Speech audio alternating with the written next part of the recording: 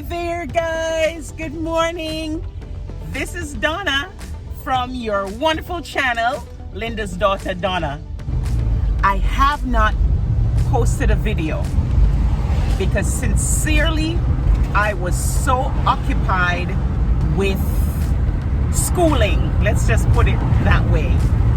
And I'm not yet done. And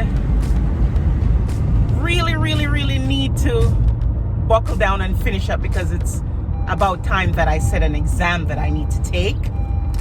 But the pressures of life, I am smiling through all kind of feelings because I actually am glad to be talking to you guys. I really sincerely miss vlogging. As I was getting ready for work this morning, you know, I thought I had all the time in the world. I wanted to be out of the house by 7:15. Well, I didn't quite do that. I left the house at probably 7:32. Had to get coffee because, oh geesh, I didn't check my blood sugar. Drats, and I don't have my machine with me. I know I'm not ridiculously bad this morning because don't think I had any late night snacks. I did not. I'll check when I get home. That's the other thing. I've been on a getting my act together diabetic journey. That's what I'm gonna call it. Getting my act together diabetic journey. I have been diabetic for let's see, at a minimum 25 years. At a minimum 25 years. And when I was first diagnosed, hearing all the things that could happen if your diabetes is not in control, I absolutely went nuts on eating right and exercising and all the good stuff. But then along the journey, I've had many relapses. And when I am calling it a relapse, because the key for myself as a type 2 diabetic is to watch my carbs and my sugars. Well, one would say carbohydrates turn into sugar, yes, but I'm talking about there are some things that you can absolutely pay attention to, and one of the key things is sugary drinks. I know all the brilliant people out there, all the knowledgeable people out there know this, but for some of us, sometimes we don't really take into consideration that, okay, we had a healthy meal and then we chug something that's loaded with sugar in liquid form. So that was one of the key things that I started to pay attention to, because I love iced tea, but I love iced tea with lots of lemon and sugar. And so I had to break that love affair because that's exactly what it is. There's a lot of other tropical drinks that I really grew up on drinking as a child. And while in its naturally fresh squeezed state, it may be okay in moderation, but when you buy or let's say when you purchase these bottled drink, oftentimes you're not looking at the label and noticing that it's loaded with sugar. And then the size of the bottle, you might think, this is just a single drink for one person. No, when you look at it, sometimes it will tell you it's like 2 servings. And you're like, well, do I have to pour some in a shot glass to get a drink of this juice? But anyway, that's neither here nor there. Well, it's actually there. I cut out a lot of those things. I even love to drink coffee sweet sweetened with condensed milk. And I'm talking about sweetened condensed milk. I had to give that up for my sake. And so I started not adding any sugars to my coffee, but I recognized that half of the creamers that we use, and probably more than half of the creamers that we use, is loaded with sugar as well. So I then started to drink herbal teas, with flavors that I love, and celestial seasoning. No, not celestial seasoning. I think it's celestial, whatever that tea company is. They have some really good teas that they call zingers because of it probably has ginger in it, or maybe ginger and lemon in it, something of the sort. And they're good hot or cold, and you don't even have to add sugar to it. They're just good. So I started drinking more teas than I did coffee. I found myself drinking a lot of water.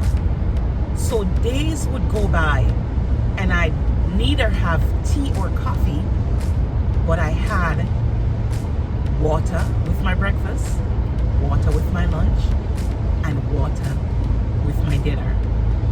And it just became naturally so that I did it.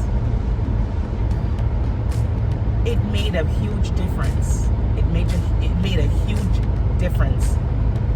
I also started incorporating a lot more greens in my diet. I cut out rice for a long time, and I started having ricers, the cauliflower ricers, with my dinner. Sweet potatoes. I cut out white potatoes, and I did not eat bread, any kind of bread, not pizza, not crackers, not English muffins, not the good old Jamaican hard-dough bread. I just cut out breads out of my diet for 8 weeks. When I started the journey, my A1C was, I think, a 12. That's nowhere near where I should be. I'm supposed to be 6 and below. So I really got down to working diligently at this. And most of my meals were prepared at home. When I had my most recent doctor's appointment, went in, got my physical, did the blood works and everything, my A1C was down to a 7.9. I'm not calling it 8, 7.9. I was very happy. I was so thrilled because that was the goal. It needed to come down, and it needed to come down doing natural stuff, eating well. And I say this because my doctor did not prescribe Ozempic to me. I asked about it in 2023. I said, okay, if it's for people with diabetes and it's doing such a wonderful job, I'd love to try this. Well, honey child, my good lovely friends, I don't know about anybody else, but after 4 weeks on it, and I think people need to be honest and speak the truth about this. After 4 weeks, the pains that I was feeling that was attributed to that, the cramps in my stomach, I'm in a fetal position at nights. I thinking, oh my God, I'm going to die. And so I did not even call my doctor. You really need to. I called my pharmacy the other day, and I said to her, do not refill this prescription. I'm not taking this anymore. And I never took it anymore. On the 5th week, my dosage would have been upped because it goes up. You start at a smaller dosage and they, increase it. So on the 5th week when I was supposed to go up, I absolutely did not take this because I did not refill the prescription. And I'm going to tell you, I am doing absolutely fabulous. Fabulous with this. My weight is going down very, very slowly. Very slowly. But my diabetic numbers are looking fabulous.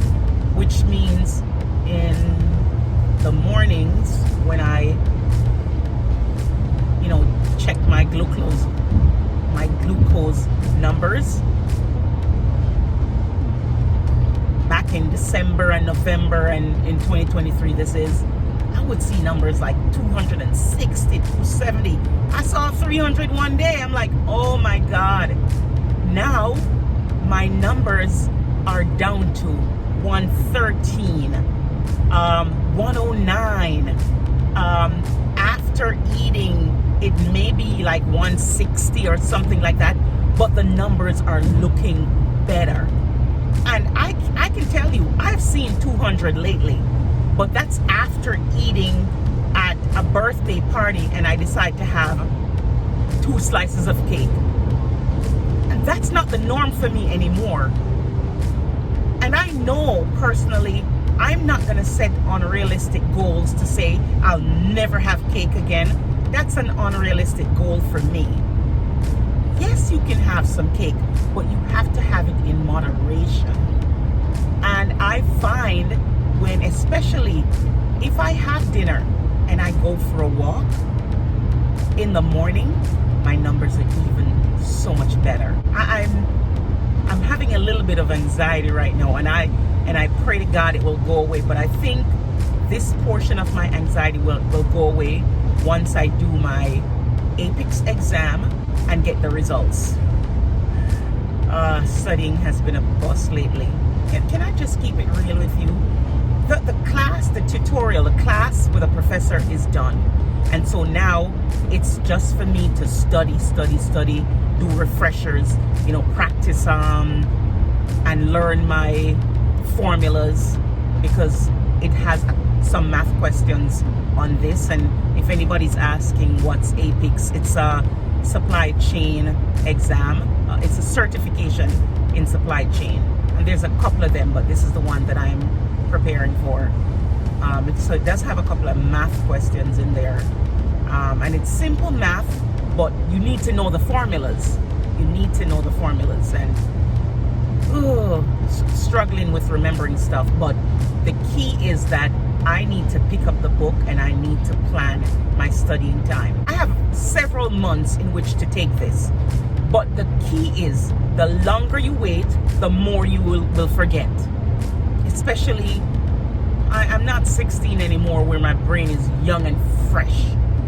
So I'm really getting it together. So I'm just filling you in with what's been going on in my world since we last chatted. The other thing that I started to do, I started my vegetable gardening season by doing starter kits with seeds indoors. And I had carrots, I had bok choy, callaloo, which is a Jamaican green, like kale. What else did I do? I planted a variety of peppers, onions, basil. I planted all those from seeds. Well, I can tell you that they were doing great for a period of time, and then all of a sudden things just started dying.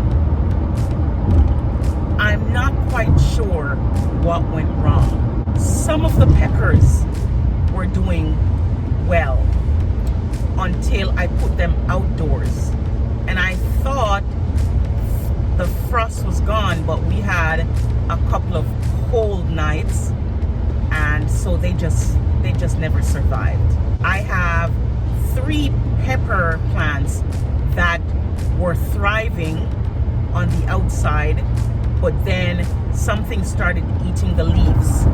And then when I looked in the pot, And this started from indoors, like gnats, little flies, which I don't know how many other people have experienced that. I'm sure I'm not the only one, but it's making me feel like I won't do indoor planting anymore unless I can find a spot in my garage, make shelves, and get my grow lights and keep them there. Maybe I'll do that for the next season.